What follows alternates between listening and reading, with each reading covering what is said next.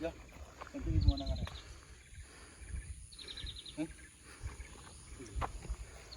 Kita perjalanan masih panjang. Di atas sana tuh. Yuk.